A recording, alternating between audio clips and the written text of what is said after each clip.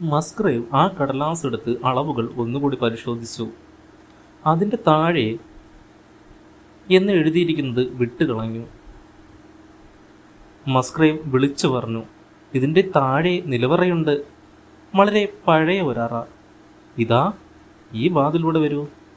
ഞങ്ങൾ വളഞ്ഞു പോകുന്ന കൽപ്പടികൾ ഇറങ്ങി. എൻ്റെ സ്നേഹിതൻ തീപ്പെട്ടി ഉരച്ച് മൂലയിൽ ഒരു പീപ്പയ്ക്ക് പുറത്തിരുന്ന ഒരു വിളക്ക് കത്തിച്ചു. ഞങ്ങൾ ശരിയായ സ്ഥലത്താണ് എത്തിയിട്ടുള്ളതെന്ന് മനസ്സിലായി. ഞങ്ങൾ മാത്രമല്ല, വേറെ ആരോ കൂടി അടുത്ത കാലത്ത് അവിടം സന്ദർശിച്ചിട്ടുണ്ടെന്നും തെളിഞ്ഞു. ആ അറ വിറകിടാനാണ് ഉപയോഗിച്ചിരുന്നത്. അവിടെ ചിതറിക്കിടന്നിരുന്ന വിറകുകൾ നടുക്ക് കുറേ സ്ഥലം ഒഴിച്ചിട്ട് ചുറ്റും അടുക്കി വെച്ചിരുന്നു. ഈ ഭാഗത്ത് മധ്യത്തിൽ ഇരുമ്പ് വളയം പിടിച്ചിട്ടുള്ള ഒരു വലിയ പരന്ന കല്ല് കാണുന്നു. വളയത്തിൽ ഒരു മഫ്ലർ കെട്ടിയിട്ടുമുണ്ട്. കർത്താവേ, അത് ബ്രണ്ടൻ്റെ മഫ്ലറാണല്ലോ! മസ്ഗ്രേവ് വിലപിച്ചു. അയാളത് കഴുത്തിൽ ചുറ്റും നടക്കുന്നത് ഞാൻ കണ്ടിട്ടുണ്ട്, സംശയമില്ല. ആ ദ്രോഹി ഇവിടെ എന്ത് ചെയ്യുകയായിരുന്നു? എൻ്റെ നിർദ്ദേശമനുസരിച്ച് 2 പോലീസുകാരെ ആളയച്ചു വരുത്തി. അവരുടെ സാന്നിധ്യത്തിൽ മഫ്ലറിൽ പിടിച്ച് കല്ലുയർത്തിയെടുക്കാൻ ഞാൻ ശ്രമിച്ചു. അല്പം അനക്കാൻ മാത്രമേ കഴിഞ്ഞുള്ളൂ. ഒരു പോലീസുകാരൻ്റെ സഹായത്തോടെ വളരെ പ്രയാസപ്പെട്ട് ശിലാഫലകം ഇളക്കി ഒരു വശത്തോട്ട് മാറ്റി. അതിനു താഴെ ഇരുളടങ്ങിയ ഒരു ഗുഹ കണ്ടു. ഞങ്ങളെല്ലാവരും അതിലേക്ക് എത്തി നോക്കി. മസ്ഗ്രേവ് കുനിങ്ങി വിളക്ക് ഉള്ളിലേക്ക് താഴ്ത്തി പിടിച്ചു. 4 അടി ചതുരത്തിൽ 7 അടിയോളം താഴ്ചയുള്ള ഒരു ചെറിയ അറയായിരുന്നു അത്. അവിടെ ഒരരികിൽ ഒരു തടിയൻ മരപ്പെട്ടി തുറന്നു വെച്ചിരിക്കുന്നതായി കണ്ടു. പെട്ടെന്ന് ഞങ്ങളുടെയെല്ലാം ശ്രദ്ധ അതിൻ്റെ സമീപത്ത് കുനിങ്ങിരുന്ന രൂപത്തിന്മേലായി. കറുത്ത കോട്ട് ധരിച്ച ഒരു പുരുഷൻ്റെ രൂപം. നിലത്ത് കുത്തിയിരുന്ന് കൈകൾ പെട്ടിയുടെ വശങ്ങളിലേക്ക് ഉള്ളിലേക്ക് എത്തി നോക്കിയ മട്ടിൽ അയാളിരുന്നു. രക്തം മുഴുവൻ മുഖത്തിരച്ചു കയറി. അയാളുടെ മുഖം ചുവന്നിരുന്നു. ആ നിലയിൽ അയാളെ തിരിച്ചറിയാൻ പ്രയാസമായിരുന്നു. ഞങ്ങൾ അത് വലിച്ചു പുറത്തെടുത്തു. വേഷവും ഉയരവും തലമുടിയും മറ്റും കൊണ്ട് കാണാതെ പോയ തൻ്റെ ബട്ട്ലറുടേത് തന്നെയാണെന്ന് മസ്ഗ്രേവ് തിരിച്ചറിഞ്ഞു. അയാൾ മരിച്ചിട്ട് ഏതാനും ദിവസങ്ങളായി കാണും. ശരീരത്തിൽ മുറിവുകൾ ഒന്നും തന്നെ ഉണ്ടായിരുന്നില്ല. എങ്ങനെയാണ് അന്ത്യം സംഭവിച്ചതെന്ന് മനസ്സിലാക്കാനേ കഴിയുന്നില്ല. മൃതദേഹം വെളിയിലേക്കെടുത്തു. അത് കഴിഞ്ഞിട്ടും ഞങ്ങളുടെ അന്വേഷണം ഒരിടത്തും എത്തിയില്ല. പ്രശ്നങ്ങൾ പിന്നെയും ബാക്കിയായി. എങ്ങനെ മരണം സംഭവിച്ചു എന്നത് അപ്പോഴും അജ്ഞാതമായി തന്നെ ഇരുന്നു. അപ്രത്യക്ഷമായ സ്ത്രീക്ക് അതിലുള്ള പങ്ക് എന്താണെന്നും അറിഞ്ഞുകൂടാ. പെട്ടിയിൽ വിലയേറിയതെന്തോ ഒളിച്ചു വെച്ചിട്ടുണ്ടെന്ന് അയാൾക്കറിയാമായിരുന്നു. ആ സ്ഥലം കണ്ടുപിടിക്കുകയും ചെയ്തു. അതിനെ മൂടിയിരുന്ന കല്ല് കനമുള്ളതാണെന്നും മറ്റൊരു ആളുടെ സഹായം കൂടാതെ ഇളക്കി മാറ്റാൻ കഴിയില്ലെന്നും മനസ്സിലാക്കി. റേച്ചൽ ഹോവൽസുമായി സന്ധിയുണ്ടാക്കി. അവളെ തൻ്റെ യത്നത്തിൽ പങ്കാളിയാക്കാൻ അയാൾ തീരുമാനിച്ചു. രാത്രി 2 പേരുമായി നിലവറയിൽ കടക്കുന്നു. 2 പേരുടെ ശ്രമം കൊണ്ട് കല്ലിളകുന്നു. ഒരാൾക്കേ അറയിൽ നുഴഞ്ഞു കയറാൻ പറ്റൂ. അത് ബ്രണ്ടൻ തന്നെ. പെൺകുട്ടി വെളിയിൽ നിന്നിരിക്കും. ബ്രണ്ടൻ പെട്ടി തുറന്ന് ഉള്ളിലുണ്ടായിരുന്ന വസ്തു പുറത്തെടുത്ത് അവളെ ഏൽപ്പിച്ചിരിക്കും. അങ്ങനെ വരാനേ വഴിയുള്ളൂ. പെട്ടിയിൽ ഒന്നുമില്ലായിരുന്നല്ലോ. എന്നിട്ട് എന്ത് സംഭവിച്ചു? തന്നെ വഞ്ചിച്ച പുരുഷനെ തൻ്റെ അധീനതയിൽ കണ്ടപ്പോൾ ആ സ്ത്രീയുടെ പ്രക്ഷുബ്ധമായ ഹൃദയത്തിൽ ഒളിഞ്ഞു കിടന്നിരുന്ന പ്രതികാരാഗ്നി ആളി കത്തുകയായിരിക്കുമോ? അതോ വിധിവശാൽ ബ്രണ്ടൻ ജീവനോടെ കല്ലറയിൽ അടയ്ക്കപ്പെട്ടതാണോ? കാര്യം പുറത്തു പറയാത്തത് മാത്രമാണോ അവരുടെ അപരാധം? കരിങ്കൽ പലക തനിയെ അതിൻ്റെ സ്ഥാനത്ത് വന്നു വീണ് അറയെ അടച്ചതാകുമോ? അതെന്തുമാകട്ടെ, നിധികുംഭം മുറുകെ പിടിച്ചുകൊണ്ട് ആ സ്ത്രീ പടികയറി പാഞ്ഞു പോയിരിക്കണം. പിന്നീട് നിന്ന് ശ്വാസം മുട്ടിപ്പിടയുന്ന വിശ്വാസവഞ്ചകനായ തൻ്റെ കാമുകൻ്റെ അടക്കിപ്പിടിച്ച നിലവിളിയും കരിങ്കൽ ചുവരുകളിൽ ഉന്മത്തമായ കരങ്ങൾ കൊണ്ടിടിക്കുന്ന ശബ്ദവും അവളുടെ കാതുകളിൽ വന്നലച്ചിരിക്കണം. പിറ്റേന്ന് രാവിലെ കണ്ട അവളുടെ വിളറി വെളുത്ത മുഖത്തിൻ്റെയും അപസ്മാര മൂർച്ചയുടെയും പൊട്ടിച്ചിരുടെയും ഒക്കെ രഹസ്യം ഇവിടെയാണ്. പെട്ടിയിൽ നിന്നെടുത്ത വസ്തു എന്താണ്? അവൾ അതെന്ത് ചെയ്തു? തടാകത്തിൽ നിന്നും മസ്ഗ്രേവ് തപ്പിയെടുത്ത ലോഹക്കഷ്ണങ്ങളും ചരൽക്കല്ലുകളും തന്നെയാകും അത്. അപരാധത്തിൻ്റെ തെളിവുകൾ നശിപ്പിക്കാൻ കിട്ടിയ ആദ്യത്തെ അവസരം അവൾ ഉപയോഗിച്ചു. അതെല്ലാം തടാകത്തിൽ വലിച്ചെറിഞ്ഞു. ഇത് ചാൾസ് ഒന്നാമൻ്റെ കാലത്തെ നാണയങ്ങളാണ്. പെട്ടിയിൽ കിടന്ന തകിടുകൾ എടുത്തു നോക്കി അയാൾ പറഞ്ഞു, നമ്മുടെ ചടങ്ങിൻ്റെ കാലനിർണയം ശരിയായിരിക്കുന്നു. ചാൾസ് ഒന്നാമൻ്റെ വേറെ ചിലത് കൂടി നമുക്ക് കണ്ടുപിടിക്കാം. ചടങ്ങിൻ്റെ ആദ്യത്തെ 2 ചോദ്യങ്ങളുടെ അർത്ഥം പെട്ടെന്ന് മനസ്സിലായപ്പോൾ ഞാൻ വിളിച്ചു പറഞ്ഞു, തടാകത്തിൽ നിന്ന് കിട്ടിയ സഞ്ചിയിലുണ്ടായിരുന്ന വസ്തുക്കൾ കാണട്ടെ. ഞങ്ങൾ മസ്ഗ്രേവിൻ്റെ മുറിയിലേക്ക് ചെന്നു. മേശപ്പുറത്ത് കിടന്നിരുന്ന കറുത്ത ലോഹവും നിറമങ്ങിയ കല്ലുകളും തീരെ വിലയില്ലാത്തതാണെന്ന് അയാൾ കരുതിയിരുന്നു. ഒരു കല്ലെടുത്ത് ഞാൻ ഷർട്ടിൻ്റെ ഒരറ്റം കൊണ്ട് തിരുമ്മി. കൈവെള്ളയിൽ തീക്കനൽ പോലെ അത് ജ്വലിച്ചു. ലോഹക്കമ്പികൾ കൊണ്ട് തീർത്ത 2 വളയങ്ങളുടെയും ആകൃതി നഷ്ടപ്പെട്ടിരുന്നു. ഇതെന്താണ്? അയാൾ ആശ്ചര്യപ്പെട്ട് തുറച്ചു നോക്കി. ഇംഗ്ലണ്ടിലെ പഴയ രാജാക്കന്മാരുടെ കിരീടമല്ലാതെ മറ്റൊന്നുമല്ല. കിരീടം? അതെ. സൂത്രവാക്യം എന്തു പറയുന്നുവെന്ന് നോക്കൂ. അതാരുടേത്? പോയ ആളിൻ്റേത്. ചാൾസിൻ്റെ വധത്തിനു ശേഷമായിരുന്നു എന്നർത്ഥം. ആർക്ക് കിട്ടും? ഇനി വരുന്നയാൾക്ക്, അതായത് ചാൾസ് രണ്ടാമനെ. അദ്ദേഹം അധികാരത്തിൽ വരുമെന്ന് അപ്പോഴേ വിശ്വസിച്ചിരുന്നു. നിറമങ്ങിപ്പൊളിഞ്ഞുപോയ ഈ കിരീടം ഒരു കാലത്ത് ഇംഗ്ലണ്ടിലെ ചക്രവർത്തിമാരുടെ ശിരോലങ്കാരമായിരുന്നു. അത് കുളത്തിലെത്തിയതെങ്ങനെ? ആ ചോദ്യത്തിന് ഉത്തരം പറയാൻ അല്പം സമയം വേണം. എൻ്റെ മനസ്സിൽ രൂപം കൊണ്ട ചിത്രങ്ങളുടെ വിവരണം ഞാൻ പറഞ്ഞു കേൾപ്പിച്ചു. പറഞ്ഞു തീർന്നപ്പോൾ സന്ധ്യ കഴിഞ്ഞിരുന്നു. ചാൾസ് രാജാവ് മടങ്ങി വന്നപ്പോൾ തൻ്റെ കിരീടം ആവശ്യപ്പെടാത്തത് എന്തുകൊണ്ടായിരിക്കും? രാജകീയ സ്മാരകം സഞ്ചിയിലാക്കിക്കൊണ്ട് മസ്ഗ്രേവ് ചോദിച്ചു. ആ സംശയത്തിന് നിവൃത്തിയുണ്ടാക്കാൻ നമുക്ക് കഴിയുമെന്ന് തോന്നുന്നില്ല. രഹസ്യമറിയാമായിരുന്ന കുടുംബത്തലവൻ യുദ്ധത്തിൽ മരിച്ചു പോയിരിക്കും. ഈ സൂത്രവാക്യം മാത്രം പിൻതലമുറയ്ക്കായി അദ്ദേഹം അവശേഷിപ്പിച്ചിരുന്നു. അന്നു മുതൽ അച്ഛൻ മകനിലേക്ക് ഇത് കൈമാറി വന്നു. അവസാനം ഒരാൾ ഈ രഹസ്യത്തിൻ്റെ മറചീന്തി ആ ശ്രമത്തിൽ ജീവൻ വെടിയുകയും ചെയ്തു. ഇതാണ് മസ്ഗ്രേവ് ചടങ്ങിൻ്റെ കഥ. ഇപ്പോഴും ഹൾസ്റ്റണിലുള്ള അതിൻ്റെ അവകാശത്തിനായി അവർക്ക് കേസ് പറയേണ്ടി വന്നു എന്ന് മാത്രം. ആ സ്ത്രീയെക്കുറിച്ച് പിന്നീട് ഒരു അറിവുമില്ല. ഒരുപക്ഷെ തൻ്റെ പാപഭാരവുമായി മറ്റേതെങ്കിലും നാട്ടിൽ അവർ ഇപ്പോഴും കഴിയുന്നുണ്ടാവണം. ഹോംസ് പറഞ്ഞു നിർത്തി. തുടരും. എനിക്ക് ഡാർട്ട് റൂമിലേക്ക് പോകേണ്ടി വരുമെന്ന് തോന്നുന്നു, വാട്സൺ. ഒരു ദിവസം രാവിലെ പ്രഭാത ഭക്ഷണ സമയത്ത് ഷെർലക് ഹോംസ് എന്നോട് പറഞ്ഞു. എനിക്ക് പരിഭ്രമം ഉണ്ടാകാതിരുന്നില്ല. ഹോംസിൻ്റെ മനസ്സിൽ ഇപ്പോഴുമുള്ള ഒരേയൊരു പ്രശ്നം വെക്സക്സ് കപ്പിൽ 1-ാം സ്ഥാനത്തെത്തുമെന്നുറപ്പുള്ള പന്തേ കുതിരയുടെ തിരോധാനവും അതിൻ്റെ ശിക്ഷകൻ്റെ കൊലപാതകവുമാണ്. അതുകൊണ്ട് ഹോംസ് സംഭവസ്ഥലത്തേക്ക് പോകുന്നുവെന്ന വാർത്ത ഞാൻ പ്രതീക്ഷിച്ചിരുന്നതും കേൾക്കാൻ ആശിച്ചതും തന്നെ. ബുദ്ധിമുട്ടില്ലെങ്കിൽ കൂടെ വരാൻ എനിക്ക് സന്തോഷമുണ്ട്, ഞാൻ പറഞ്ഞു. എൻ്റെ പ്രിയപ്പെട്ട വാട്സൺ, അതൊരു മഹാഭാഗ്യമായി ഞാൻ കരുതും. നിങ്ങളുടെ യാത്ര വൃഥാവിലാകുകയില്ല. പാഡിങ്ടണിൽ നിന്ന് തീവണ്ടിയിൽ പോകാം. നിങ്ങളുടെ ആ ദൂരദർശിനി കൂടി എടുത്തോളൂ. ഏതാണ്ട് 1 മണിക്കൂർ കഴിഞ്ഞപ്പോൾ എക്സിസ്റ്ററിലേക്ക് കുതിച്ചു പായുന്ന തീവണ്ടിയിലെ ഒരു ഫസ്റ്റ് ക്ലാസ് മുറിയിൽ ഞങ്ങളിരുന്നു. ഞങ്ങൾ വളരെ വേഗത്തിലാണ് പോകുന്നത്. ജനലിലൂടെ വെളിയിലേക്കും തൻ്റെ വാച്ചിലേക്കും നോക്കിയിട്ട് അദ്ദേഹം പറഞ്ഞു, ഇപ്പോൾ മണിക്കൂറിൽ 53.5 മൈലാണ് വേഗത. രജതഗാന്ധിയുടെ തിരോധാനവും ജോൺ സ്ട്രേക്കറുടെ മരണവും സംബന്ധിച്ച കാര്യം നിങ്ങൾക്കറിയാമല്ലോ. ഹോംസ് വിഷയത്തിലേക്ക് കടന്നു.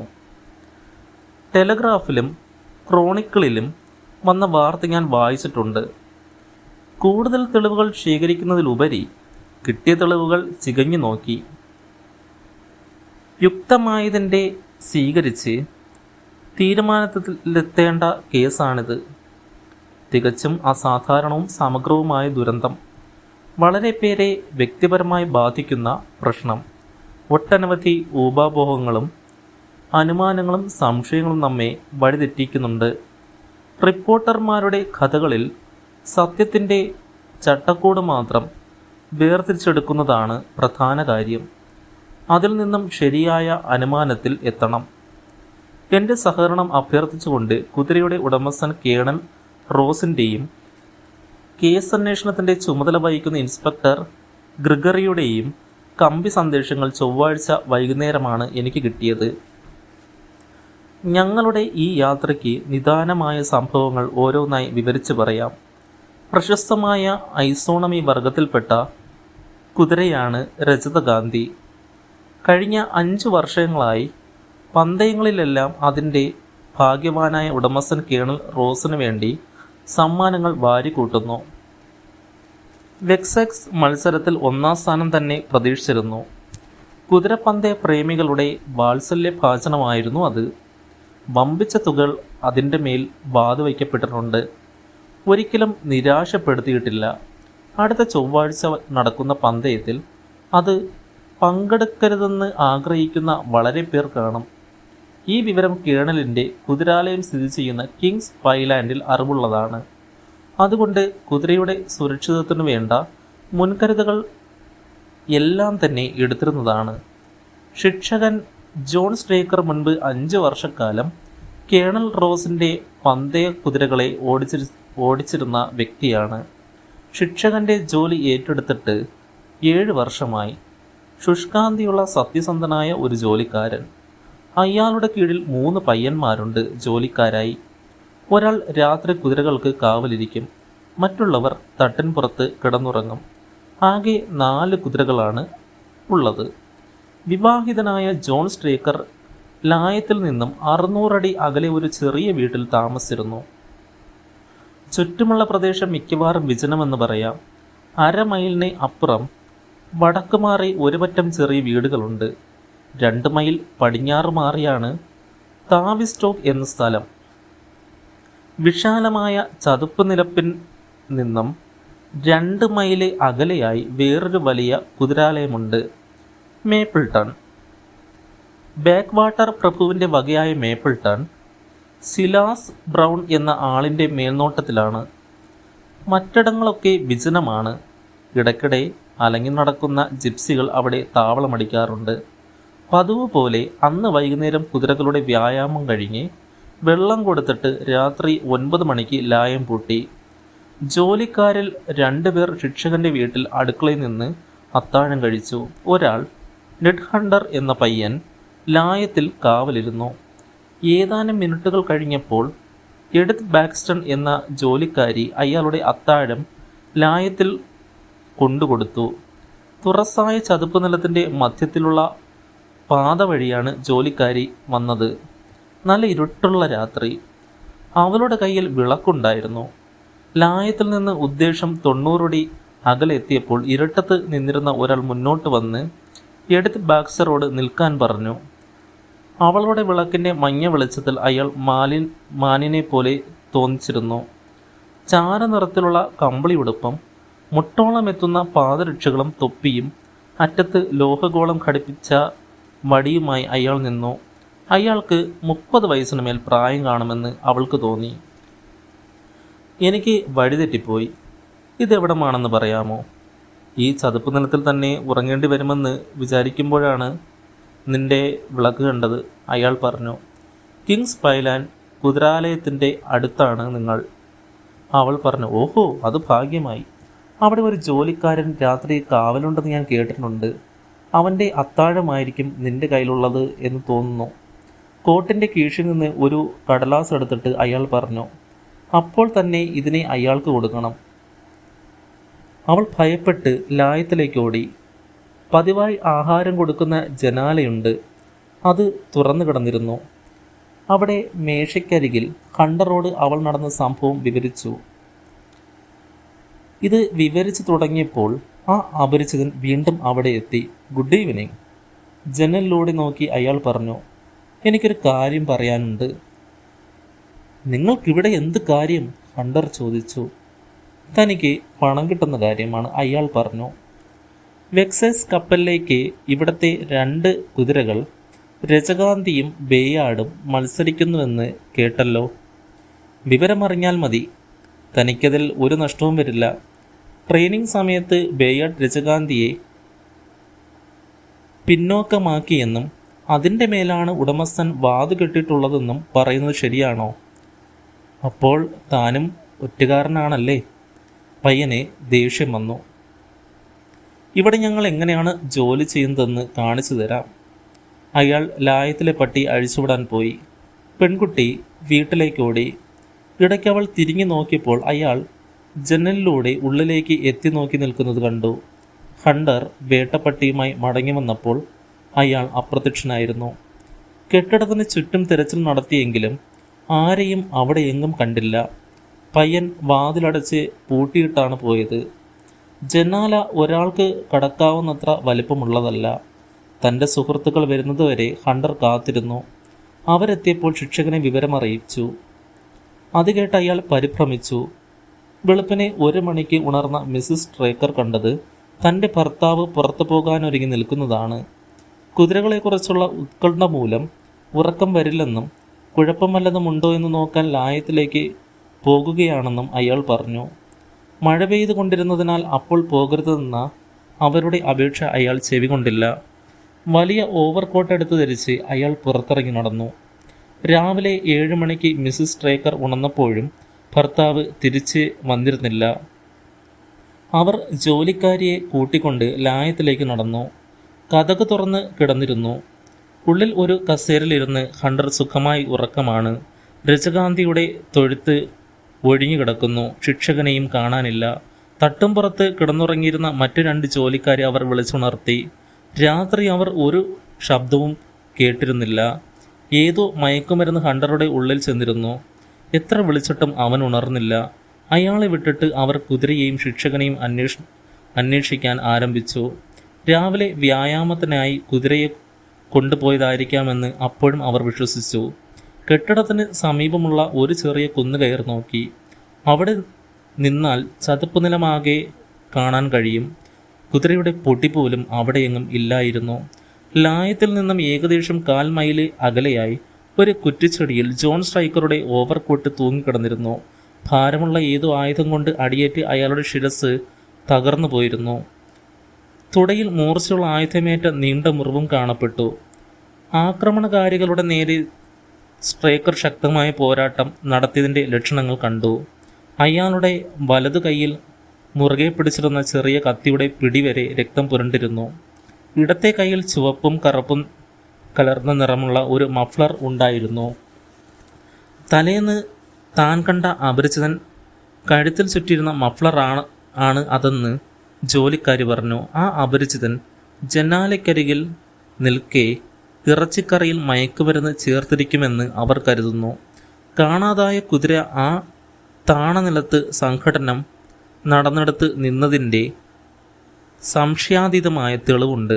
എന്നാലും പിന്നീട് അതിനെ കണ്ടിട്ടേയില്ല. ഇത്രയുമാണ് കേസിനെ പറ്റി പറയാനുള്ള കാര്യങ്ങൾ. ഇനി പോലീസിൻ്റെ അന്വേഷണം എത്രത്തോളമായിട്ടുണ്ടെന്ന് കൂടി പറയാം. കേസ് അന്വേഷണത്തിന് ചുമതല വഹിക്കുന്ന ഇൻസ്പെക്ടർ ഗ്രിഗറി വളരെ സമർത്ഥനായ ഓഫീസറാണ്.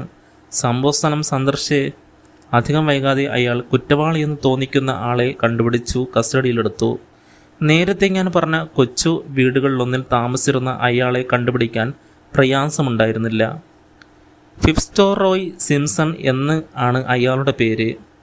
ഉന്നതകുല ജാതനും വിദ്യാസമ്പന്നുമൊക്കെയാണ്. പക്ഷേ കുതിരപ്പന്തയത്തിലുള്ള ഭ്രമം അയാളെ പാപ്പരാക്കി. അയാളുടെ ഡയറിയിൽ നിന്ന് അടുത്തു നടക്കുന്ന മത്സരത്തിനും 5000 പവൻ്റെ പന്തയം കെട്ടിയിട്ടുണ്ടെന്ന് മനസ്സിലായി. അറസ്റ്റ് ചെയ്തപ്പോൾ തലേന്ന് രാത്രി ലായത്തിൽ പോയ വിവരം അയാൾ നിശ്ചയിച്ചില്ല. എങ്കിലും തനിക്ക് ദുരുദ്ദേശം ഇല്ലായിരുന്നെന്നും നേരിട്ട് വിവരം ശേഖരിക്കാൻ പോയതാണെന്നും പറഞ്ഞു. അയാളുടെ മഫ്ലറിൻ്റെ കാര്യം ചോദിച്ചപ്പോൾ അയാൾ വിളറിപ്പോയി. അതെങ്ങനെ കൊല്ലപ്പെട്ടയാളിൻ്റെ കയ്യിൽ വന്നുവെന്ന ചോദ്യത്തിന് അയാൾക്ക് ഉത്തരമില്ല. തലേന്ന് രാത്രി മഴയത്ത് പുറത്തിറങ്ങിയിരുന്നുവെന്നതിന് അയാളുടെ നനഞ്ഞ വസ്ത്രങ്ങൾ സാക്ഷ്യം വഹിച്ചു. ഇതൊക്കെയാണെങ്കിലും അയാളുടെ ശരീരത്തിൽ മുറിവുകൾ ഒന്നും തന്നെ ഉണ്ടായിരുന്നില്ല. സ്ട്രൈക്കറുടെ കത്തിയിൽ നിന്നും അയാളുടെ ആക്രമണകാരികൾ ഒരാൾക്കെങ്കിലും ഒരു മുറിവെങ്കിലും ഉണ്ടാകുമെന്നാണ് മനസ്സിലാക്കേണ്ടത്. ഹോംസ് സ്വതസിദ്ധമായ ശൈലിയിൽ സുവ്യക്തമായി മുൻപിൽ വെച്ച കാര്യങ്ങൾ ഞാൻ അതീവ ശ്രദ്ധയോടെ കേട്ടു. തലച്ചോറിനേറ്റ മുറിവിൻ്റെ ഫലമായി മരണപ്പെടച്ചിനിടയിൽ സ്ട്രേക്കറുടെ സ്വന്തം കത്തി കൊണ്ടത് തന്നെ. അയാളുടെ തുടയിൽ മുറിവേറ്റതായി കൂടെ ഞാൻ ചോദിച്ചു. ആകാം, ഹോംസ് പറഞ്ഞു. അത് സംഭവ്യമാണ്. പോലീസിൻ്റെ സിദ്ധാന്തം എന്താണാവോ? പോലീസ് കരുതുന്നത് ഫിറ്റ്സ്റോയ് സിംസൺ പയ്യനെ മരുന്ന് കൊടുത്ത് മയക്കിയിട്ട് കള്ളത്തോക്കോലുപയോഗിച്ച് ലായത്തിൻ്റെ കതക് തുറന്ന് കുതിരയെ പുറത്തു കൊണ്ട് വന്നു. ചതുപ്പ് നിലത്തിലൂടെ കുതിരയെ കൊണ്ടുപോകുമ്പോൾ ശിക്ഷകൻ അയാളെ കണ്ടു. അവർ തമ്മിൽ ഏറ്റുമുട്ടലുണ്ടായി. സിംസൺ വടികൊണ്ടടിച്ച് സ്ട്രേക്കറുടെ തല പൊട്ടിച്ചു. സ്ട്രേക്കറുടെ കയ്യിൽ ചെറിയ കത്തിയുണ്ടായിരുന്നെങ്കിലും സിംസണ് മുറിവൊന്നും പറ്റിയില്ല. കള്ളൻ കുതിര ഏതോ രഹസ്യസ്ഥാനത്ത് ഒളിപ്പിച്ച് പറപ്പിച്ചിരിക്കണം. ഇതാണ് പോലീസിൻ്റെ വിശദീകരണം. എന്തായാലും നാം സംഭവസ്ഥലത്ത് എത്തിയാലുടൻ ഞാൻ കേസ് അന്വേഷണം തുടങ്ങും. താവിസ്റ്റോക്ക് എന്ന ചെറിയ പട്ടണത്തിൽ ഞങ്ങളെത്തിയപ്പോൾ സായംകാലമായി. ഒരു പരിചയുടെ പിടി പോലെ വിശാലമായ ചതുപ്പ് പ്രദേശത്തിൻ്റെ മധ്യത്തിൽ അത് ഉയർന്നു നിന്നു. സ്റ്റേഷനിൽ 2 മാന്യന്മാർ ഞങ്ങളെ പ്രതീക്ഷിച്ച് നിന്നിരുന്നു. ഒരാൾ പ്രസിദ്ധ സ്പോർട്സ്മാനായ കേണൽ റോസ് ആയിരുന്നു. മറ്റേയാളാണ് ഇംഗ്ലീഷ് ഡിറ്റക്റ്റീവ് സർവീസിൽ പേരെടുത്ത് വരുന്ന ഇൻസ്പെക്ടർ ഗ്രിഗറി. മിസ്റ്റർ ഹോംസ്, താങ്കളെത്തിയതിൽ സന്തോഷമുണ്ട്, കേണൽ പറഞ്ഞു. ഈ നിൽക്കുന്ന ഇൻസ്പെക്ടർ തന്നാൽ കഴിവുള്ളതെല്ലാം പ്രവർത്തിച്ചിട്ടുണ്ട്. എങ്കിലും പാവം സ്ട്രേക്കറുടെ വധത്തിനു പകരം വീട്ടാനും എൻ്റെ കുതിരയെ കണ്ടുകിട്ടുന്നതിനു വേണ്ടി എന്തു ചെയ്യാനും ഞാൻ തയ്യാറാണ്. ഡെവൺഷെയറിലെ പഴയ വിശക്ഷണതയായ തെരുവിലൂടെ ഞങ്ങൾ 4 പേർ തുറന്ന വണ്ടിയിൽ സഞ്ചരിച്ചു. ഇൻസ്പെക്ടർ ഗ്രിഗറി കേസിനെക്കുറിച്ച് വാതോരാതെ സംസാരിച്ചു കൊണ്ടിരുന്നു. ഹോംസ് മോളി കേൾക്കുക മാത്രം ചെയ്തു. ഫിറ്റ്സ്റോയ് സിംസൺ തന്നെയാണ് നമ്മുടെ പുള്ളി. അയാൾക്കെതിരെ പ്രബലമായ തെളിവുകളുണ്ട്. പന്തേക്കുതിരകളുടെ തിരോധാനത്തിൽ അയാൾ തൽപരനാണ്. കാവൽക്കാരന് വിഷം കൊടുത്തത് അയാളാണെന്ന് അനുമാനിക്കാം. മഴയത്തെ രാത്രി അയാൾ പുറത്തിറങ്ങിയിരുന്നു. കയ്യിൽ ഖനമുള്ള വടിയും ഉണ്ടായിരുന്നു. അയാളുടെ മഫ്ലർ കൊല്ലപ്പെട്ടയാളിൻ്റെ കയ്യിൽ കാണപ്പെടുകയും ചെയ്തു. കോടതിയുടെ മുമ്പിൽ ഇത്രയും പോരെ? ഹോംസ് തലയാട്ടി. സമർത്ഥനായ ഒരു വക്കീൽ ഇതെല്ലാം പിച്ച് ചീന്തിക്കളയും. അയാൾക്ക് കുതിരയെ ലായത്തിന് പുറത്തു കൊണ്ടുപോകേണ്ട ആവശ്യമെന്ത്? മുറിവ് ഏൽപ്പിക്കാനാണെങ്കിൽ അതിനകത്ത് വെച്ച് തന്നെ ആയിക്കൂടെ? കള്ളത്താക്കോൽ അയാളുടെ പക്കൽ നിന്ന് കണ്ടെടുത്തോ? ഏത് കടയിൽ നിന്നാണ് അയാൾ കറുപ്പ് വാങ്ങിയത്? ഇതിനെല്ലാം പുറമെ തനിക്ക് പരിചയമില്ലാത്ത ഈ നാട്ടിൽ ഒരു കുതിരയെ എവിടെ ഒളിപ്പിച്ചു വയ്ക്കും? കാവൽക്കാരന് കൊടുക്കാനായി ജോലിക്കാരിയെ ഏൽപ്പിക്കാൻ ഉദ്ദേശിച്ച കടലാസ് എന്താണെന്ന് അയാൾ പറഞ്ഞത്? 10 പവൻ്റെ ഒരു നോട്ടാണെന്ന് പറയുന്നു. അയാളുടെ പേഴ്സിൽ അത്തരമൊരു നോട്ടുണ്ടായിരുന്നു. താങ്കളുടെ മറ്റു ചോദ്യങ്ങൾക്ക് ഉത്തരം കിട്ടാൻ വലിയ പ്രയാസമില്ല. അയാൾക്ക് ഈ സ്ഥലം അപരിചിതമല്ല. ഈ വേനൽക്കാലത്ത് 2 പ്രാവശ്യം അയാൾ താവിസ്റ്റോക്കിൽ താമസിച്ചിട്ടുണ്ട്. കറുപ്പ് ലണ്ടനിൽ നിന്ന് വാങ്ങിക്കൊണ്ടു വന്നതാകാം. ഉപയോഗം കഴിഞ്ഞ കള്ളത്തോക്കൽ ദൂരെ കളഞ്ഞിരിക്കും. കുതിരയെ ചതുപ്പ് നിലത്തിലെ പഴയ ഖനികളിലൊന്നിലോ ഏതെങ്കിലും കുഴിയിലോ തള്ളിയിട്ടിരിക്കും. മഫ്ലറിനെ പറ്റി അയാൾ എന്തു പറയുന്നു? അത് തൻ്റേതാണെന്ന് സമ്മതിക്കുന്നു. കളങ്ങിപ്പോയതാണത്രേ. തൊട്ടടുത്ത പന്തേ കുതിരകളെ പാർപ്പിച്ചിട്ടുള്ള മറ്റൊരു ലായം ഉണ്ടെന്നാണ് കേട്ടല്ലോ? ആ ഉണ്ട്. അക്കാര്യവും അവഗണിക്കാൻ പാടില്ല. അവരുടെ കുതിര ദൈസ്ബറോ പന്തയത്തിൻ്റെ കാര്യത്തിൽ 2ാം സ്ഥാനക്കാരനാണ്. രജതഗാന്ധി മത്സരത്തിൽ പങ്കെടുക്കരുതെന്ന് അവർക്ക് ആഗ്രഹമുണ്ടായിരിക്കും. അവരുടെ ശിക്ഷകൻ സിലാസ് ബ്രൗൺ തൻ്റെ കുതിരയുടെ മേൽ വളരെ വലിയ തുക പന്തയം കെട്ടിട്ടുണ്ട് പോലും. പാവം സ്ട്രേക്കറോട് അയാൾ സ്നേഹത്തിലായിരിക്കുമില്ല. പക്ഷേ അയാളുടെ ലായം ഞങ്ങൾ പരിശോധിച്ചതിൽ ഇതുമായി ബന്ധപ്പെട്ട ഒന്നും കിട്ടിയില്ല. സിംസൺ മേപ്പിൾട്ടൺ ലായവുമായി ബന്ധമുണ്ടെന്ന് തെളിഞ്ഞിട്ടുണ്ടോ? ഒരു തെളിവുമില്ല. ഹോംസ് വണ്ടിയിൽ ചാരിയിരുന്നു. സംഭാഷണം അവസാനിച്ചു. കുറച്ചു സമയം കഴിഞ്ഞ് വണ്ടി ഇഷ്ടിക കൊണ്ട് പണിത ഒരു ചെറിയ വീടിന് മുന്നിൽ നിന്നു.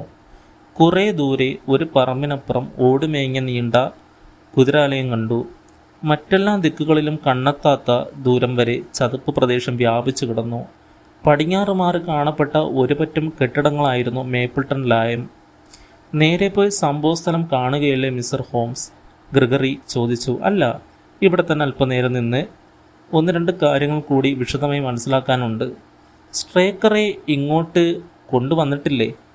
ഉണ്ട്, മുകളിൽ കിടത്തിയിരിക്കുകയാണ്. ഇൻക്വസ്റ്റ് നാളെയാണ്. മരണസമയത്ത് അയാളുടെ പോക്കറ്റിലുണ്ടായിരുന്ന വസ്തുക്കളുടെ ലിസ്റ്റ് തയ്യാറാക്കിയിട്ടില്ല ഇൻസ്പെക്ടർ? ആ സാധനങ്ങളെല്ലാം താഴത്തെ മുറിയിൽ വെച്ചിട്ടുണ്ട്. വേണമെങ്കിൽ പോയി നോക്കാം. വളരെ സന്തോഷം. നിങ്ങളെല്ലാവരും മുറിക്കകത്ത് കയറി മേശയ്ക്ക് ചുറ്റുമിരുന്നു. ഇൻസ്പെക്ടർ ചതുരാകൃതിയിലുള്ള ഒരു തകരപ്പെട്ടി തുറന്ന് മേശപ്പുറത്ത് കുടങ്ങിട്ടു. ഒരു തീപ്പെട്ടി, 2 ഇഞ്ച് നീളം വരുന്ന ഒരു മെഴുകുതിരി, പുകവലിക്കുന്നതിനുള്ള പൈപ്പ്, നീർനായ തോലിൽ നിർമ്മിച്ച ചെറിയ സഞ്ചിക്കകത്ത് മുറിച്ച് വെച്ച കുറേ പുകയില, സ്വർണ്ണ ചെയിനുള്ള ഒരു വെള്ളി വാച്ച്, 5 പവൻ്റെ സ്വർണ്ണ നാണയങ്ങൾ, പെൻസിലിടുന്ന പെട്ടി, കുറച്ച് കടലാസുകൾ, ആനക്കൊമ്പിൻ്റെ പിടിയുള്ള മടക്കാനാവാത്ത വളരെ ലോലമായ ഒരു കത്തി. ഇത്രയും ഉണ്ടായിരുന്നു. കത്തി കയ്യിലെടുത്ത് സൂക്ഷ്മമായി പരിശോധിച്ചിട്ട് ഹോംസ് പറഞ്ഞു, ഇത് വളരെ വിചിത്രമായ കത്തിയാണ്. ഇതിൽ രക്തം പുരണ്ട പാട് കാണുന്നു. ഇത് ശസ്ത്രക്രിയയ്ക്ക് ഉപയോഗിക്കുന്നതാണ്. ഞാൻ പറഞ്ഞു, ഈ കടലാസുകളെല്ലാം എന്താണ്? വൈക്കോൽ വാങ്ങിയതിൻ്റെ ബില്ലാണ് 3 എണ്ണം. ഒന്ന് കേണൽ റോസിൻ്റെ ഒരു കത്ത്. ഇത് ഒരു സ്ത്രീയുടെ ഉടുപ്പ് തയ്പ്പിച്ച ബില്ലാണ്. 37 പവൻ 15 ഷില്ലിംഗ്. ബോണ്ട് സ്ട്രീറ്റിലെ മേഡം ലക്ഷറിയൽ വില്യം ഡെർബിഷ്യർ എന്നയാൾക്ക് കൊടുത്തത്. ഡെർബിഷ്യർ തൻ്റെ ഭർത്താവിൻ്റെ സ്നേഹിതനാണെന്ന് മിസ്സസ് സ്ട്രേക്കർ പറയുന്നത്. അവരുടെ പേർക്കുള്ള കത്തുകൾ ചിലപ്പോൾ ഇങ്ങോട്ടാണ് അയക്കാറുള്ളതത്രേ. ഇനി കൂടുതലൊന്നും മനസ്സിലാക്കാനില്ലെന്ന് തോന്നുന്നു. നമുക്ക് കൃത്യം നടന്ന സ്ഥലം പോയി കാണാം. ഞങ്ങൾ പുറത്തേക്കിറങ്ങുന്ന വഴി വരാന്തിൽ കാത്തു നിന്നിരുന്ന ഒരു സ്ത്രീ ഒരു ചുവട് മുന്നോട്ട് വെച്ച് ഇൻസ്പെക്ടറുടെ കയ്യിൽ സ്പർശിച്ചു. വിളറി അവശയായിരുന്ന അവരുടെ മുഖത്ത് അടുത്ത കഴിഞ്ഞ ഭയാനക സംഭവത്തിൻ്റെ ശോകഛായ പടർന്നിരുന്നു. അവരെ കിട്ടിയോ? കണ്ടുപിടിച്ചോ? അവർ കിതച്ചു. ഇല്ല മിസ്സസ് സ്ട്രേക്കർ. ഇതാ മിസ്റ്റർ ഹോംസ്. ലണ്ടനിൽ നിന്ന് നമ്മെ സഹായിക്കാനെത്തിയതാണ്. അദ്ദേഹം കഴിവുള്ളതെല്ലാം ചെയ്യും. അവർ നടന്ന് മൃതദേഹം കണ്ടെടുത്ത സ്ഥലത്തെത്തി. ഒരു കിണ്ണത്തിൻ്റെ ആകൃതിയിൽ മദ്യം കുഴുങ്ങി താണ സ്ഥലമായിരുന്നു അത്. അതിൻ്റെ കരയിൽ മുൾച്ചെടികൾ വളർന്നു നിന്നിരുന്നു. അതിലൊന്നിലാണ് സ്ട്രേക്കറുടെ കോട്ട് തൂങ്ങിക്കിടന്നിരുന്നത്. കഴിഞ്ഞ രാത്രി കാറ്റില്ലായിരുന്നല്ലോ? ഹോംസ് ചോദിച്ചു. ഇല്ല, പക്ഷേ ശക്തിയായി മഴയുണ്ടായിരുന്നു. അങ്ങനെയെങ്കിൽ ഓവർകോട്ട് കാറ്റടിച്ച് അവിടെ വീണതായിരിക്കാനിടയില്ല. തൂക്കിയിട്ടത് തന്നെയാണ്. അതെ, ചെടിയിൽ തൂക്കിയിട്ടിരുന്നു. ഈ സഞ്ചിയിൽ സ്ട്രേക്കർ ധരിച്ചിരുന്ന ഒരു ഷൂ ഫിറ്റ്സ്റോയ് സിംസന്റെ ഒരു ഷൂ, രജകാന്തിയുടെ ലാടം, ഇത്രയുമുണ്ട്. ഇൻസ്പെക്ടർ, നിങ്ങൾ അതിസമർത്ഥൻ തന്നെ. ഹോംസ് സഞ്ചി കയ്യിൽ നിന്ന് വാങ്ങി താഴേക്കിറങ്ങി. കുനിങ്ങി നിന്ന് ചവിട്ടി കുഴിച്ചിട്ടിരുന്ന മണ്ണ് കുറേ നേരം പരിശോധിച്ചു. ഹലോ, ഇതെന്താണ്? അദ്ദേഹം പകുതി കത്തിയ ഒരു തീപ്പെട്ടിക്കോൽ കയ്യിലെടുത്തു. അതാകെ ചെളി പുരണ്ടിരുന്നു. തുടർന്ന് ഷൂ ഓരോന്നായി സഞ്ചിയിൽ നിന്നെടുത്തു. നിലത്തുള്ള അടയാളങ്ങളുമായി ഒത്തുനോക്കിയിട്ട് ഹോംസ് കരയ്ക്കു കയറി. ചുറ്റും നിന്നിരുന്ന പന്നൽ ചെടികളുടെയും മുൾച്ചെടികളുടെയും ഇടയിലൊക്കെ നിരീക്ഷണം നടത്തി. ഇവിടെ വേറെ അടയാളങ്ങൾ ഒന്നും ഞാൻ കണ്ടില്ല, ഇൻസ്പെക്ടർ പറഞ്ഞു. ഓരോ ദിക്കിലും 300 അടി ദൂരം വരെ ഞാൻ പരിശോധിച്ചതാണ്. അങ്ങനെയോ? ഹോംസ് എണീറ്റു. നിങ്ങൾ അങ്ങനെ പറഞ്ഞാൽ വീണ്ടും ഞാൻ പരിശോധിക്കുന്നത് അധിക പ്രസംഗമാണ്. ഇരുട്ടുന്നതിന് മുമ്പ് ഈ തുറന്ന സ്ഥലത്തു കൂടി അല്പം നടക്കാൻ പോകുന്നു. നാളെ സ്ഥലം തിരിച്ചറിയണമല്ലോ. ക്ഷമ നശിച്ചു തുടങ്ങിയ കേണൽ റോസ് വാച്ചിൽ നോക്കി. ഇൻസ്പെക്ടർ, നിങ്ങൾ എന്നോടൊപ്പം വരുന്നുണ്ടോ? മത്സരത്തിനുള്ള ലിസ്റ്റിൽ നിന്നും നമ്മുടെ രജകാന്തിയുടെ പേര് നീക്കം ചെയ്യണ്ട. കേണൽ തലകുനിച്ചു. താങ്കളുടെ അഭിപ്രായത്തിൽ എനിക്ക് വളരെ സന്തോഷമുണ്ട്. താങ്കൾ നടന്നിട്ട് വരുമ്പോൾ ഞങ്ങൾ സ്ട്രേക്കറുടെ വീട്ടിലുണ്ടായിരിക്കും. നമുക്കൊരുമിച്ച് താവി സ്റ്റോക്കിലേക്ക് പോകാം. അദ്ദേഹം ഇൻസ്പെക്ടറോടൊപ്പം പോയി. ഞാനും ഹോംസും തിരിഞ്ഞു കടന്നു. മേപ്പിൾ ടണ്ണിലെ കുതിരാലയത്തിന് പുറത്ത് സൂര്യൻ മറയാൻ തുടങ്ങിയിരുന്നു. ഇതിലെ വരൂ വാട്സൺ. അവസാനം അദ്ദേഹം പറഞ്ഞു. ജോൺ സ്ട്രേക്കറെ വധിച്ചത് ആരാണെന്നുള്ള ചോദ്യം തൽക്കാലത്തേക്ക് നമുക്ക് വിട്ടുകളയാം. കുതിരയ്ക്ക് എന്ത് സംഭവിച്ചുവെന്ന് നോക്കാം. ആ സംഭവത്തിനു ശേഷം അത് അവിടെ നിന്ന് ഓടിക്കളഞ്ഞെന്ന് കരുതിയാൽ എങ്ങോട്ടായിരിക്കും പോയിട്ടുണ്ടാവുക? കുതിര കൂട്ടായി ജീവിക്കാൻ ഇഷ്ടപ്പെടുന്ന മൃഗമാണ്. അഴിച്ചുവിട്ടാൽ ഒന്നുകിൽ അത് കിങ്സ് പൈലാൻഡിലേക്ക് തിരിച്ചു പോകും, അല്ലെങ്കിൽ മേപ്പിൾട്ടൺ ലയത്തിൽ ചെന്നു ചേരും. ചതുപ്പ് നിലത്തിൽ അലങ്ങി നടക്കേണ്ട ഒരു കാര്യവുമില്ല. ജിപ്സികൾ കുതിരയെ തട്ടിക്കൊണ്ടു പോകുമോ? കുഴപ്പമുണ്ടാക്കുന്നിടത്തൊന്നും ഇക്കൂട്ടർ തലയിടാറില്ല. പോലീസ് ശല്യപ്പെടുത്തുന്നതും അവർക്കിഷ്ടമുള്ള കാര്യമല്ല. അപ്പോൾ അതെവിടെ പോയി? കിങ്സ് പൈലാൻഡിൽ ഇല്ലാത്ത സ്ഥിതിക്ക് മേപ്പിൾ ടണ്ണിൽ ഉണ്ടാവണം. അങ്ങനെ സങ്കല്പിച്ച് നമുക്ക് അന്വേഷണം തുടങ്ങാം. ഇതിലെയാണ് മേപ്പിൾ ടണ്ണിലേക്ക് പോകേണ്ടത്. തിങ്കളാഴ്ച രാത്രി അവിടെ നല്ല പോലെ നനഞ്ഞിരിക്കും. നമുക്ക് ഊഹം ശരിയാണെങ്കിൽ കുതിര അതിലേ കടന്നു പോയപ്പോൾ അവിടെ കുളമ്പടയാളം പതിഞ്ഞിരിക്കണം. ഹോംസ് പറഞ്ഞതനുസരിച്ച് ഞാൻ വലത്തെ കരയിലൂടെയും ഹോംസ് ഇടതുവശത്ത് കൂടെയും നടന്നു. ഞാൻ 50 ചുവട് നടന്നില്ല. അതിനു മുമ്പേ ഹോംസിൻ്റെ ശബ്ദം കേട്ടു. അവിടെ മാർദ്ദവമുള്ള മണ്ണിൽ കുതിരക്കുളമ്പടയാളം വ്യക്തമായി പതിഞ്ഞിരുന്നു. ഭാവനാശക്തി കൊണ്ടുള്ള പ്രയോജനം കണ്ടോ? ഹോംസ് ചോദിച്ചു. എന്ത് സംഭവിച്ചിരിക്കുമെന്ന് നാം ഭാവനയിൽ കണ്ടു. സങ്കല്പം ശരിയാണെന്ന് തെളിഞ്ഞു. ഇനി മുന്നോട്ട് പോകാം. വീണ്ടും ഉണങ്ങിയ പുൽമേട്ടിലൂടെ കുറേ ദൂരം ചെന്നപ്പോൾ വീണ്ടും അടയാളം കണ്ണിൽപ്പെട്ടു. പിന്നെയും അരമൈൽ ഉറച്ച തറയിലൂടെ നടന്നു. അത് കഴിഞ്ഞ് മേപ്പിൾ ടണ്ണിനെ അടുത്തായി. വീണ്ടും അടയാളം മാത്രമല്ല, സമീപത്തു കൂടി ഒരാൾ നടന്ന പാടുകളും കണ്ടെത്താൻ കഴിഞ്ഞു. ഇവിടെ കുതിര തനിച്ചല്ല, ഞാൻ വിളിച്ചു പറഞ്ഞു. മേപ്പിൾ ടണ്ണിലെ കുതിരാലയത്തിലേക്കുള്ള കീലിട്ട പാതയിൽ കുളമ്പടയാളങ്ങൾ അവസാനിച്ചു. ഗേറ്റിനടുത്തെത്തിയപ്പോൾ ഒരു ജോലിക്കാരൻ ഓടി വന്നു. ഏയ്, ഇവിടെങ്ങും ഇങ്ങനെ ചുറ്റി നടക്കാൻ പാടില്ല, അവൻ പറഞ്ഞു. ഒരു കാര്യം അറിയാനാണ്, ഹോംസ് പറഞ്ഞു. നിങ്ങളുടെ യജമാനൻ മിസ്റ്റർ സിലോസ് ബ്രൗണിനെ രാവിലെ വന്നാൽ കാണാൻ പറ്റുമോ? നാളെ രാവിലെ 5 മണിക്ക് വന്നാൽ? തീർച്ചയായും. ഇവിടെ ആദ്യം ഉറക്കമണിയിക്കുന്നത് അദ്ദേഹമാണ്. ഇത് അദ്ദേഹം തന്നെ വരുന്നു, ചോദിച്ചോളൂ. ഉഗ്രരൂപിയായ ഒരു വൃദ്ധൻ കയ്യിൽ ചാട്ടക്കമ്പും ചുഴറ്റിക്കൊണ്ട് മുന്നോട്ട് വന്നു. ദാസൻ, എന്താണിവിടെ? അയാൾ അലറി. വെടിപറച്ചിലൊന്നും വേണ്ട, പോയി തന്നെ ജോലി നോക്ക്. നിങ്ങളെന്തിനിവിടെ വന്നു? സർ, 10 മിനിറ്റ് താങ്കളോട് സംസാരിച്ചോട്ടെ, ഹോംസ് മധുരമായ സ്വരത്തിൽ അപേക്ഷിച്ചു. കണ്ട തെണ്ടികളോടൊക്കെ സംസാരിച്ച് നിൽക്കാൻ എനിക്ക് സമയമില്ല. ഇവിടെ ചുറ്റി നടക്കേണ്ട, വേഗം പോയിക്കോ, അല്ലെങ്കിൽ ഞാൻ പട്ടി അഴിച്ചുവിടും.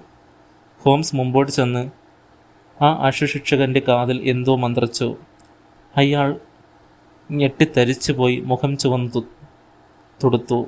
അത് കള്ളം, പച്ചക്കള്ളം, അയാൾ അട്ടഹസിച്ചു. ശരി, നമുക്ക് അതവിടെ വെച്ച് പരസ്യമായി തന്നെ ചർച്ച ചെയ്യണോ? നിങ്ങളുടെ മുറിയിൽ വെച്ച് രഹസ്യമായി സംസാരിക്കാമോ? എന്നാൽ അകത്തേക്ക് വരൂ, ഹോംസ് തിരിച്ചു. 20 മിനിറ്റ് കഴിഞ്ഞു. ഹോംസും ശിക്ഷകനും മടങ്ങി വന്നപ്പോൾ ആകാശത്തിലെ ചുവപ്പ് നിറം മാറി ചാരനിറമായിരുന്നു. സിലോസ് ബ്രൗണിൻ്റെ മുഖത്തിനും എന്തൊരു മാറ്റം! ഇത്ര കുറച്ച് സമയത്തിനുള്ളിൽ ഇതെങ്ങനെ സംഭവിച്ചു? അയാളുടെ മുഖം വിളറിയിരുന്നു. നെറ്റിയിൽ വിയർപ്പ് പൊടിഞ്ഞിരുന്നു. വിറയ്ക്കുന്ന കയ്യിലിരുന്ന ചാട്ട കാറ്റിൽപ്പെട്ട വൃക്ഷശിഖരം പോലെ ചലിച്ചുകൊണ്ടിരുന്നു. അധികാരം, തൻ്റെ ഇടം എല്ലാം അപ്രത്യക്ഷമായിരിക്കുന്നത് പോലെ. എൻ്റെ സ്നേഹിതൻ്റെ ചാരത്ത് യജമാനൻ്റെ കൂടെ നായെന്ന പോലെ ഒതുങ്ങിക്കൂടി അയാൾ നിന്നു. അങ്ങ് പറയുന്നത് പോലെ അനുസരിക്കാം, അതുപോലെ ചെയ്യാം, അയാൾ പറഞ്ഞു. ശരി, നാളെ ഞാൻ വിവരമറിയിക്കാം. അയാളുടെ നീട്ടി വിറയ്ക്കുന്ന കരത്തെ അവഗണിച്ച് ഹോംസ് തിരിഞ്ഞു നടന്നു. ഞങ്ങൾ കിങ്സ് പൈലാൻഡിലേക്ക് തിരിച്ചു. ധിക്കാരിയും ഭീരുവും നീചനും ഒക്കെ കൂടി ചേർന്നതാണ് ഈ സിലോസ് ബ്രൗൺ. അയാളെപ്പോലൊരുവനെ ഞാൻ ഇതിനു മുമ്പ് കണ്ടിട്ടില്ല. നടക്കുന്നതിനിടയിൽ ഹോംസ് പറഞ്ഞു. കുതിര അയാളുടെ പക്കൽ തന്നെയുണ്ട്. ആദ്യം എന്നെ വിരട്ടാൻ നോക്കി. പക്ഷേ അന്ന് വെളുപ്പാൻ കാലത്തെ അയാളുടെ പ്രവൃത്തികൾ ഓരോന്നും ഞാൻ വിവരിച്ചു കൊടുത്തപ്പോൾ ഞാനതെല്ലാം കണ്ടു നിൽക്കുകയായിരുന്നുവെന്ന് അയാൾ ധരിച്ചു. പതിവ് പോലെ അയാൾ ഉണർന്നു പുറത്തു വന്നപ്പോൾ കുതിര അലങ്ങി നടക്കുന്നത് കണ്ടതെങ്ങനെയെന്നും സമീപത്ത് ചെന്നപ്പോൾ രജകാന്തി എന്ന പേരിന് കാരണമായ നെറ്റിയിലെ വെളുത്ത അടയാളം കണ്ട് തിരിച്ചറിഞ്ഞ തേത് വിധമാണെന്നും തൻ്റെ കുതിരയെ തോൽപ്പിക്കാൻ കഴിവുള്ള ഒരേ ഒരെണ്ണം ഭാഗ്യവശാൽ വന്നു ചേർന്നപ്പോൾ മത്സരം കഴിയുന്നതുവരെ ഒളിപ്പിച്ചു വെക്കാമെന്ന് തീരുമാനിച്ചത് എങ്ങനെയെന്നും ഒക്കെ ഞാൻ വിചാരിച്ചപ്പോൾ അയാൾ പരാജയം സമ്മതിച്ചു. എങ്ങനെയെങ്കിലും മാനം രക്ഷിച്ചാൽ മതിയെന്നായി. പക്ഷേ അയാളുടെ കുതിരാലയം നേരത്തെ പോലീസ് പരിശോധിച്ചു എന്നാണ് പറഞ്ഞു കേട്ടത്. പോലീസിനെ കബളിപ്പിക്കാൻ അയാൾക്ക് കഴിഞ്ഞു. ഏതായാലും കുതിരയെ കണ്ടുകിട്ടിയ സ്ഥിതിക്ക് ഇനി ജോൺ സ്ട്രേക്കറുടെ കൊലപാതകത്തെക്കുറിച്ച് അന്വേഷിക്കുന്നോ? ഇല്ല, ഇന്ന് രാത്രിയിൽ വണ്ടിയിൽ ലണ്ടനിലേക്ക് മടങ്ങണം. എൻ്റെ സ്നേഹിതൻ്റെ വാക്ക് കേട്ട് ഞാൻ അമ്പരന്ന് പോയി. വിജയപ്രതീക്ഷയോടുകൂടി മുന്നേറിക്കൊണ്ടിരിക്കുന്ന ഈ അന്വേഷണം ഇടയ്ക്ക് വെച്ച് ഉപേക്ഷിക്കുന്നതിന് കാരണം എനിക്ക് മനസ്സിലായില്ല. വിവരമറിഞ്ഞപ്പോൾ ഇൻസ്പെക്ടർ കണ്ണുമിഴിച്ചു. വെറുപ്പ് കൊണ്ട് കേണലിൻ്റെ ചുണ്ട് വക്രിച്ചു. അപ്പോൾ പാവം സ്ട്രേക്കറുടെ കൊലപാതകയെ പിടികൂടാൻ നിങ്ങൾക്ക് കഴിവില്ലേ? ഹോംസ് തോൾ കുലുക്കിയിട്ട് പറഞ്ഞു. ചില പ്രധാന പ്രതിബന്ധങ്ങൾ നേരിട്ടിരിക്കുന്നു. എങ്കിലും എനിക്ക് പ്രതീക്ഷയുണ്ട്. ഏതായാലും നിങ്ങളുടെ കുതിര ചൊവ്വാഴ്ച മത്സരത്തിൽ പങ്കെടുക്കും. കുതിരക്കാരനെ തയ്യാറാക്കി നിർത്തിയേക്കൂ. മിസ്റ്റർ ജോൺ സ്ട്രേക്കറുടെ ഒരു ഫോട്ടോ കിട്ടാനുണ്ടോ? ഇൻസ്പെക്ടർ ഒരു കവറിൽ നിന്നും ഫോട്ടോ എടുത്തു കൊടുത്തു. ശരി, നമുക്ക് താവി സ്റ്റോക്കിലേക്ക് പോകാം. വണ്ടി കയറാൻ തുടങ്ങവേ വാതിൽ തുറന്ന് പിടിച്ചുകൊണ്ട് നിന്ന ലായത്തിലെ ജോലിക്കാരൻ പയ്യൻ്റെ ചുമല് തട്ടി ഹോംസ് ചോദിച്ചു, പറമ്പിൽ കുറേ ആടുകൾ നിൽക്കുന്നത് കണ്ടല്ലോ. അടുത്ത കാലത്ത് അവയിൽ ഏതിനെങ്കിലും എന്തെങ്കിലും കുഴപ്പമുണ്ടായതായി തോന്നിയിട്ടുണ്ടോ? കാര്യമായിട്ടൊന്നുമില്ല. പിന്നെ 3 എണ്ണം മുടന്തി നടക്കുന്നു. അത് കേട്ട് ഹോംസ് അതിയായി സന്തോഷിച്ചുവെന്ന് എനിക്ക് മനസ്സിലായി. 4 ദിവസം കഴിഞ്ഞ് ഞാനും ഹോംസും വിഞ്ചസ്റ്ററിലേക്കുള്ള തീവണ്ടിയിൽ വെക്സാസി കപ്പിനുള്ള കുതിരപ്പന്തയം കാണാൻ പുറപ്പെട്ടു. നേരത്തെ അറിയിച്ചതനുസരിച്ച് കേണൽ റോസ് സ്റ്റേഷന് പുറത്ത് ഞങ്ങളെ കാത്തു നിന്നിരുന്നു. അദ്ദേഹത്തിൻ്റെ തുറന്ന കുതിരവണ്ടിയിൽ ഞങ്ങൾ പന്തയം നടക്കുന്ന മൈതാനത്തിലേക്ക് പോയി. ഗൗരവം വിടാതെ തണുപ്പൻ മട്ടിലായിരുന്നു കേണലിൻ്റെ പെരുമാറ്റം. എൻ്റെ കുതിരയെ ഇതുവരെ കണ്ടില്ലല്ലോ, അയാൾ പറഞ്ഞു. അതിനെ കണ്ടാൽ താങ്കൾക്ക് തിരിച്ചറിയാൻ കഴിയുമെന്ന് ഞാൻ കരുതട്ടെ? ഹോംസ് ചോദിച്ചു. ദേഷ്യം കൊണ്ട് കേണലിൻ്റെ മുഖം ചുവന്നു. കഴിഞ്ഞ 20 കൊല്ലമായി കുതിരകളെ വളർത്തുന്നു. ഇത്തരമൊരു ചോദ്യം ഇതുവരെ എന്നോടാരും ചോദിച്ചിട്ടില്ല. നെറ്റിയിലെ വെളുത്ത അടയാളവും മുൻകാലിലെ പുള്ളികളും. ഒരു കൊച്ചു കുട്ടി പോലും രജകാന്തിയെ തിരിച്ചറിയും. പന്തയത്തിൻ്റെ നിലവാരമെങ്ങനെ? കേണൽ പറഞ്ഞു. നിങ്ങളുടെ വാക്കിനെ വിശ്വസിച്ച് ഒരെണ്ണത്തിൽ മാത്രം എല്ലാ പ്രതീക്ഷയും സമർപ്പിച്ചിരിക്കുകയാണ്. ഓ, അതാ നോക്കൂ, രജിതകാന്തിയുടെ പേര് 1-ാം സ്ഥാനത്ത്. അതാ എല്ലാം വന്നു കഴിഞ്ഞു, ഞാൻ പറഞ്ഞു. 6 എണ്ണവുമുണ്ട്. അപ്പോഴെൻ്റെ കുതിരയുമുണ്ട്. കേണൽ ആവേശം കൊണ്ടു. പക്ഷേ അതെവിടെ? എൻ്റെ കുതിരക്കാരൻ്റെ നിറമെവിടെ? ഇപ്പോൾ വരും. 5 എണ്ണം കടന്നുപോയി. അത് 6ാമതായി വരുന്നതായിരിക്കണം. ഞാൻ പറഞ്ഞു തീരുന്നതിന് മുമ്പ് ശക്തനായ ഊതനിറത്തിലുള്ള ഒരു കുതിര പാഞ്ഞു വന്നു. അതിൻ്റെ പുറത്തിരുന്നയാൾ കേണൻ്റെ നിറമായ കറുത്ത തൊപ്പിയും ചുവന്ന കുപ്പായും അണിഞ്ഞിരുന്നു. അതിൻ്റെ കുതിരയല്ല, ഉടമസ്ഥൻ വിളിച്ചു പറഞ്ഞു. അതിൻ്റെ പുറത്ത് വെളുത്ത ഒരു രോമം പോലുമില്ല. നിങ്ങൾ എന്ത് ചെയ്തു മിസ്റ്റർ ഹോംസ്? നിൽക്കൂ, അതിൻ്റെ പ്രകടനം എങ്ങനെയുണ്ടെന്ന് നമുക്ക് നോക്കാം, ഹോംസ് കൂസാതെ പറഞ്ഞു. വണ്ടിയിലിരുന്ന് തന്നെ ഞങ്ങൾക്ക് ഭംഗിയായി കാണാൻ കഴിഞ്ഞു. പകുതി ദൂരം വരെ മേപ്പിൾ ടണിലെ മഞ്ഞ നിറം മുമ്പിലായിരുന്നു. ഞങ്ങളുടെ അടുത്തെത്തുന്നതിന് മുമ്പ് അതിനെ പിന്നിലാക്കി കേണലിൻ്റെ കുതിര കുതിച്ചു കയറി 1-ാം സ്ഥാനത്തായി. ഏതായാലും വിജയം എനിക്ക് തന്നെ. കേണൽ വാ പിളർന്നു നിന്നു. ഇതിൻ്റെ വാലും തലയുമൊന്നും പിടികിട്ടുന്നില്ലല്ലോ. മിസ്റ്റർ ഹോംസ്, ഇനിയെങ്കിലും രഹസ്യം എന്താണെന്ന് പറഞ്ഞുകൂടെ? തീർച്ചയായും പറയാം. കേണൽ, എല്ലാം പറയാം. നമുക്ക് ഒന്നിച്ച് പോയി കുതിരയെ കാണാം. ഞങ്ങൾ ഫിനിഷിംഗ് പോയിന്റിൻ്റെ അടുത്ത് ചെന്നു. ഈ കുതിരയുടെ മുഖവും കാലുകളും സ്പിരിറ്റ് കൊണ്ട് കഴുകിയാൽ മതി. പഴയ രജകാന്തി പ്രത്യക്ഷപ്പെടും, ഹോംസ് പറഞ്ഞു. നിങ്ങളെന്നെ അമ്പരപ്പിച്ച് കളഞ്ഞു. ഒരു തട്ടിപ്പുകാരൻ്റെ കയ്യിൽ നിന്നാണ് ഞാൻ ഇവനെ കണ്ടെടുത്തത്. കിട്ടിയ ഉടൻ തന്നെ മത്സരത്തിൽ പങ്കെടുപ്പിക്കാമെന്ന് തീരുമാനിച്ചു. ഹോംസ് വിശദീകരിച്ചു. പ്രിയപ്പെട്ട സാർ, താങ്കൾ അത്ഭുതം സൃഷ്ടിച്ചിരിക്കുന്നു. കുതിരയ്ക്ക് ഒരു കുഴപ്പവുമില്ല. ഇത്ര ഭംഗിയായി ഇതിനു മുമ്പ് ഓടിയിട്ടില്ല. താങ്കളുടെ കഴിവിനെക്കുറിച്ച് സംശയിച്ചാൽ ഞാൻ മാപ്പ് ചോദിക്കുന്നു. ഇനി സ്ട്രേക്കറുടെ കൊലപാതകയെ കൂടി കണ്ടുപിടിച്ചാൽ അതിൽ പരം വലിയൊരു കാര്യവുമില്ല. ഞാൻ കണ്ടുപിടിച്ചിട്ടുണ്ട്, ഹോംസ് ശാന്തനായി പറഞ്ഞു. കേണലും ഞാനും മിഴിച്ചു നോക്കി. കണ്ടുപിടിച്ചോ? എവിടെ അവൻ? ഇവിടെ തന്നെയുണ്ട്. ഇവിടെ? എവിടെ? ഇപ്പോൾ എൻ്റെ കൂടെ തന്നെയുണ്ട്. കേണലിൻ്റെ മുഖം കോപം കൊണ്ട് ജ്വലിച്ചു. മിസ്റ്റർ ഹോംസ്, ഞാൻ താങ്കളോട് കടപ്പെട്ടിരിക്കുന്നു എന്നത് ശരി തന്നെ. പക്ഷെ താങ്കൾ ഇപ്പോൾ പറഞ്ഞത് ഒന്നുകിൽ ഒരു വൃത്തികെട്ട നേരം പോക്ക് അഥവാ മര്യാദകേട്. ഷെർലക് ഹോംസ് ചിരിച്ചു. കേണൽ, കൊലപാതകവുമായി ഞാൻ നിങ്ങളെ ഒരിക്കലും ബന്ധപ്പെടുത്തിയിട്ടില്ല. യഥാർത്ഥത്തിലുള്ള കുറ്റവാളി അതാ നിങ്ങളുടെ തൊട്ട് പിന്നിൽ നിൽക്കുന്നു. അദ്ദേഹം ഒരു വശത്തേക്ക് മാറി ആ പന്തേക്കുതിരയുടെ മിനുമിനുപ്പാർന്ന കഴുത്തിൽ തട്ടി. കുതിരയോ? കേണലും ഞാനും ഒപ്പം നിലവിളിച്ചു പോയി. അതെ, ഈ കുതിര തന്നെ. ആത്മരക്ഷാർത്ഥമാണ് ചെയ്തതെന്ന് പറയുമ്പോൾ അതിൻ്റെ പേരിലുള്ള കുറ്റം ലഘൂകരിക്കപ്പെടും. ജോൺ സ്ട്രേക്കർ വിശ്വസിക്കാൻ കൊള്ളാവുന്നവനായിരുന്നില്ല. പിന്നീട് കുറേ കൂടി വിശദമായി ഒരു വിവരണം തരാം. അന്ന് വൈകുന്നേരം ലണ്ടനിലേക്കുള്ള യാത്രാമധ്യേ ഒരു സ്ലീപ്പർ കോച്ചിൻ്റെ മൂലയിലിരുന്ന് ഞങ്ങൾ ഹോംസിൻ്റെ വിശദീകരണം ശ്രദ്ധിച്ചു കേട്ടു. തിങ്കളാഴ്ച രാത്രി ഡാർട്ട്മൂർ ലായത്തിൽ നടന്ന സംഭവങ്ങളുടെയും അതിൻ്റെ രഹസ്യം അനാവരണം ചെയ്യാൻ ഹോംസ് പ്രയോഗിച്ച മാർഗത്തിൻ്റെയും വിവരണം കേട്ടിരുന്ന കേണൽ റോസും ഞാനും തീവണ്ടി ബഹുദൂരം സഞ്ചരിച്ചത് അറിഞ്ഞില്ല. സിംസൺ തന്നെയാണ് പ്രതിയെന്ന ബോധത്തോടെയാണ് ഞാൻ ഡെവൺഷെയറിൽ ചെന്നത്. അയാൾക്കെതിരായുള്ള തെളിവുകൾ അപൂർണമാണെന്ന് എനിക്കറിയാമായിരുന്നു. വണ്ടിയിലിരിക്കവേ ശിക്ഷകൻ്റെ വീട്ടിനടുത്ത് എത്തിയപ്പോഴാണ് ഇറച്ചിക്കറിയുടെ പ്രാധാന്യം എനിക്ക് മനസ്സിലായത്. എൻ്റെ അനുമാനങ്ങളിലെ ആദ്യത്തെ കണ്ണിയായിരുന്നു അത്. അപരിചിതനായ ഫിൻസ്ട്രോയ് സിംസൺ ശിക്ഷകൻ്റെ വീട്ടിൽ അന്ന് രാത്രി ഇറച്ചിക്കറിയാണുള്ളതെന്ന് മുൻകൂട്ടി അറിഞ്ഞിട്ടുണ്ട്. അതാണ് അയാൾ കറുപ്പുമായി വന്നത്. അത് സാഹസികമായിരിക്കും. അങ്ങനെ കരുതാൻ വയ്യ. അതുകൊണ്ട് സിംസണെ കേസിൽ നിന്ന് ഒഴിവാക്കാം. ഇനി ഇറച്ചിക്കറിയെക്കുറിച്ച് അറിവുള്ളവർ സ്ട്രേക്കറും ഭാര്യയുമാണ്. ജോലിക്കാരി കാണാതെ കറുപ്പ് കലർത്താൻ ആർക്കാണ് അവസരം ലഭിച്ചത്? ഈ ചോദ്യത്തിന് ഉത്തരം കാണുന്നതിന് മുമ്പായി പട്ടിയുടെ നിശബ്ദത എൻ്റെ ശ്രദ്ധയിൽപ്പെട്ടു. സിംസൺ സംഭവത്തിൽ നിന്നും ലായത്തിൽ ഒരു പട്ടി ഉണ്ടായിരുന്നെന്നും ആരോ അകത്ത് കടന്ന് കുതിരയെ അഴിച്ച് പുറത്തു കൊണ്ടുവന്നിട്ടും അത് കുരച്ച് മുകളിൽ ഉറങ്ങിക്കിടന്നവരെ ഉണർത്തിയില്ലെന്നും എനിക്ക് വ്യക്തമായി. അർദ്ധരാത്രിയിലെ നമ്മുടെ സന്ദർശകൻ പട്ടിക്ക് നല്ല പരിചയമുള്ളവനായിരിക്കണം.